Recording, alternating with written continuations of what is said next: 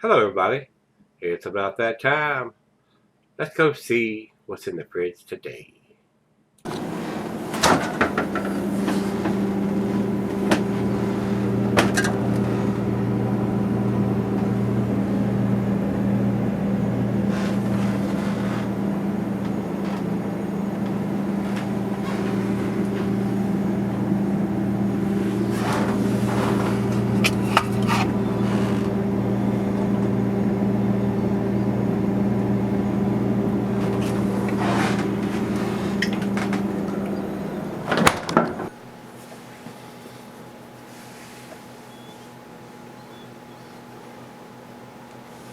Hey everybody, welcome to Gregsbeerreviews today. Welcome back.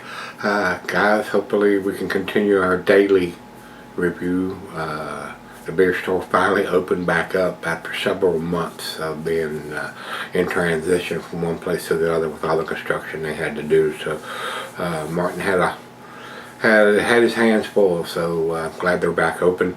Really nice place. So if you're in the vicinity here in Roanoke, Salem area, stop by and see Martin at the Barrel Chest. Probably the biggest selection of anybody in town. Okay, and brand new store, brand new beers. They pretty much assured me everything in there was less than 90 days old. So again, some of the IPAs and double IPAs didn't have dates on them. One particular one had a sticker on top of the 4-pack, but none of the rest of them had any indication anywhere. But they tell me that they're fresh, so I took the chance this time because some of them don't have any information. Some of them do, some of them don't. It's just like stouts and porters. So some of them do, some of them don't. So hopefully one day everybody will. Anyway, today's beer comes from Starr Brewing. They're up in Crozet, Virginia. Been there, been a while, but I've been there. And they're doing their stuff in cans now, so much better. This is their Chasing Daylight West Coast style IPA, coming in at 7.5%, and in big letters on the bottom.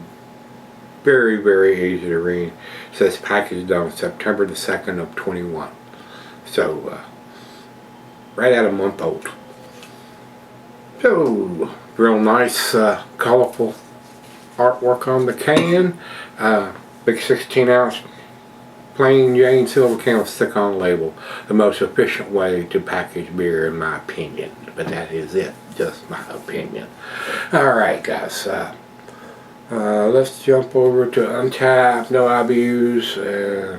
Says here an old school style IPA. I guess that's West Coast old school. With a grapefruit and orange zest aroma, followed up with a distinct hop bite from being dry hop with Simcoe, Falconer's Flight, Centennial, and Amarillo hops. So 4 different hops in there. It says think of it as if Northern Lights got a full reboot, and Northern Lights is one of their other beers, one of their staple beers, one of their original beers. Decent beer. Yeah, I've had it. Did not blow my hair back and my socks off, but it was a good entry level beer probably. Anyway, let's get on with this. No IBUs are given like I said, so let's pop it open and see what we got.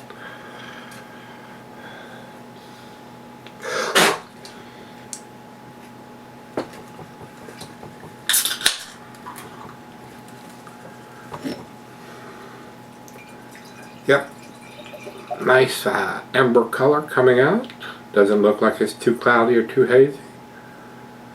Looks like a West Coast style beer, guys. And we're not going to be able to get it all in there right off the bat. Got us a good finger of head on that pour. Good looking beer. Can see the light right through it. Appearance wise, I would say definitely fits the bill for a West Coast style looking IPA. And it's 7.5%, so some breweries would consider that a double IPA. Looks good. What do you think? To the nose we go. Yeah, very nice citrusy notes. hints of grapefruit and a little bit of orange in there. So real pleasant. They got a very nice aroma to it, and being a month old, that's pretty fresh for a beer from around here. So that's that it. Cheers, everybody.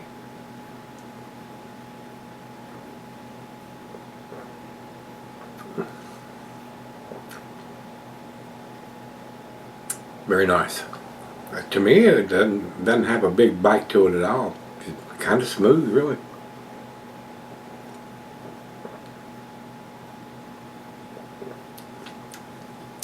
That's a nice beer. I mean, like I said, it's not blowing my hair back or my socks off, but that's a nice, well-made 7.5% West Coast style beer. That's very enjoyable. Kind of wish the Kroger store around down the street here would carry something like this, where I didn't have to go across town. And they're even further away now than they were before. Not much, about a mile or two, but still, they got a whole lot of plans in the works, and I spent a lot of money over there yesterday. So as you can see from the earlier video, all the beer that's in there, it was several $100 plus. Anyway, we got beer in the fridge, guys. So back and forth in there. Let's go sip on it and see what we end up with. Alright guys, I'm back. It's been on it for a while. It's up to room temperature. It's a tasty beer, guys. I mean, it's very pleasant, very easy to drink to me.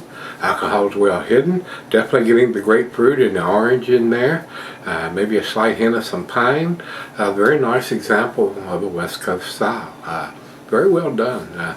I would buy this beer if it was available here at the Kroger store down the street. The alcohol at 7.5% is into my go-to range, so very well done.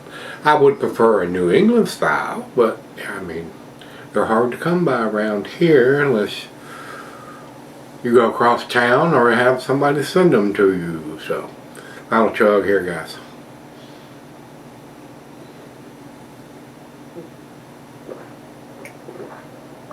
Maybe a little more than a final chug.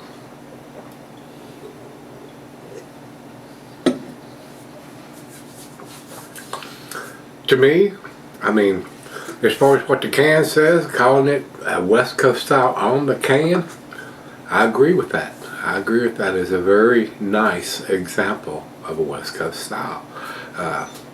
Guys, to me, I'm going to give it a 90. I think it's into the A category. Like I said, I would buy it if it was available closer to me, and I may pick it up again when I go back across town, but I've got a few to go through yet before we make that trip. So anyway, 90 for me, guys, on this, A minus. Beer Advocate doesn't even have it listed, so it's a new release. I'd say it's the first time they've done this one, because only 186 people on it, Untapped, have commented on it, but they only have it at 3.73. That's not even into their B plus range. That's at the upper end of their B range. So I think it's a little better than a B or a B plus beer, but that's just my opinion, though, guys. So if you can get this beer in your area, pick it up, give it a try. If you like it, buy more. That's what I say. Anyway, like I said, Beer Advocate doesn't have anything on it. If you've had Chasing Daylight from Starr Brewery, let me know what you think. Till we meet again, let's go see what's in the fridge.